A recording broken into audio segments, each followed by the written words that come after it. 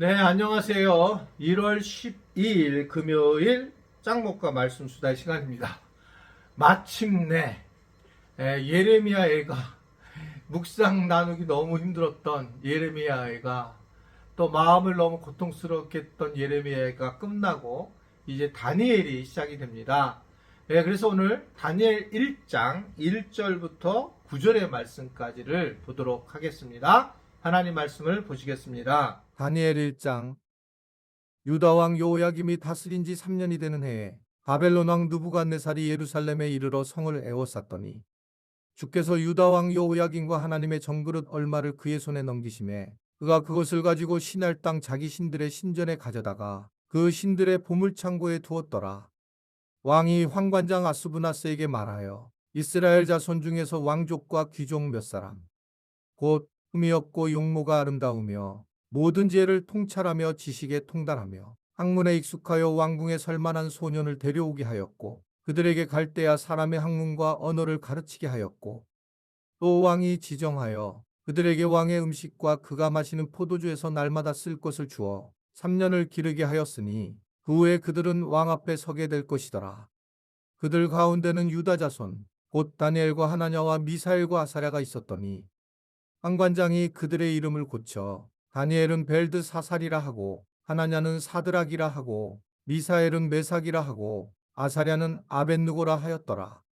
다니엘은 뜻을 정하여 왕의 음식과 그가 마시는 포도주로 자기를 더럽히지 아니하리라 하고 자기를 더럽히지 아니하도록 황관장에게 구하니 하나님이 다니엘로 하여금 황관장에게 은혜와 긍휼을 얻게 하신지라. 왜 예레미야 애가 이후에 이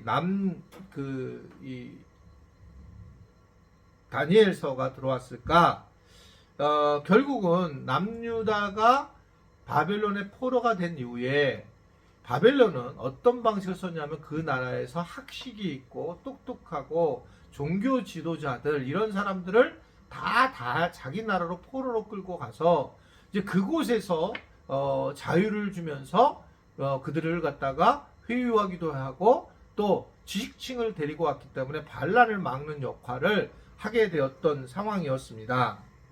결국 바벨론 왕도 인재들을 차출을 해서 바벨론으로 끌고 갔는데 그 중에 이제 결국 다니엘과 세 친구가 있었다 이런 얘기입니다. 그래서 이제 이어져서 계속적으로 이제 말씀이 다니엘서가 진행이 된 겁니다.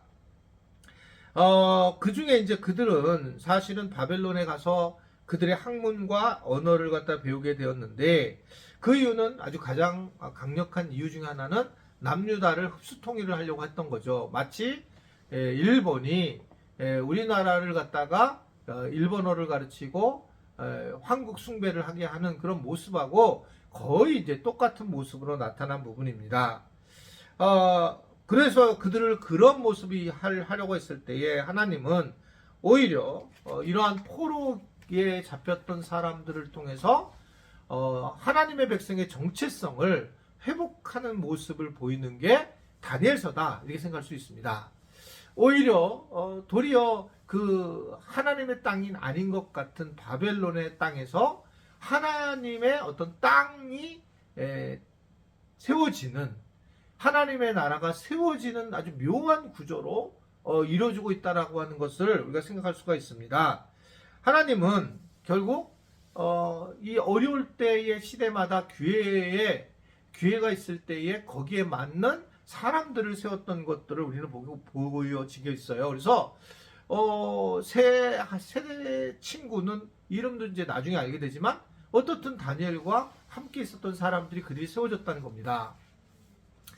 저도 이게 좀 쑥스러운데 그냥 이렇게 외부에서 강사들이 올 때마다 지난번에 이제 양 선교사님은 장 목사님은 하늘구연동교회는 모든 세계에 있는 그 선교사님들이 다 하늘구연동교회를 알고 있다. 유명합니다. 이렇게 뭐 이야기를 하고 또 발칸에 있는 김할 선교사님은 또 우리 발칸에서 하늘구연동교회 위치에 대한 그러한 또 말씀도 나누게 됐고 뭐 그런 이제 이야기를 하잖아요. 근데 제가 이제 그거에 대해서 교만한 마음은 없지만 깜짝깜짝 놀라는 거죠. 에이 정말 나를 하나님이 그렇게 쓰셨을까? 내가 그럴까? 이런 생각을 하는 거예요. 아마 여러분도 그럴 겁니다. 아유, 나를 뭐 하나님 쓰시겠어? 나를 그렇게 했어? 막 근데 그런 일들이 놀라운 거예요. 사실은 나는 우리 아들 가족이 선교를 가는 것도 대단했다고 생각하고 이스라엘로 가게 된 것도 정말 아니 이스라엘이래. 아프리카로 가게 된 것도 대단하다고 보여져요. 이게 뭐 사람이 할 수 있는 일이 아니라고 제가 그때 말씀드렸잖아요. 그런데 설마 내가 갈까? 우리는 아프리카 선교사를 예전에 보면 뭐 슈바이처 같은 사람들이 이렇게 선교사로 가서 예화를 썼던 곳인데 우리 아이들 손주들이 가서 지금 그 촌에서 선교사로서 복음을 전하고 있을 때에 사실 깜짝깜짝 놀라요. 그렇게 나를 쓰시는구나. 나도 지금 우리 교회에서 담임 목사로 여러분들은 저를 보면서 담임 목사를 계속 봤지만 저는 전도사도 또는 학생도 청년도 겪으면서 이렇게 담임 목사를 이렇게 오게 된 과정이 있잖아요.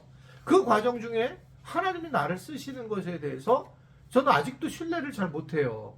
정말 내가 이렇게 하나님 앞에 크게 쓰임을 받고 있는가? 그런데 딴 사람들이 와서 얘기할 때에 내가 그런 쓰임을 받고 있네 라고 느낄 때가 있어요. 우리 지체들도 마찬가지일 겁니다. 언젠가 어느 순간에 이미 나는 어느 정도로 하나님 쓰이고 있지만 자기가 못 느끼는 거죠.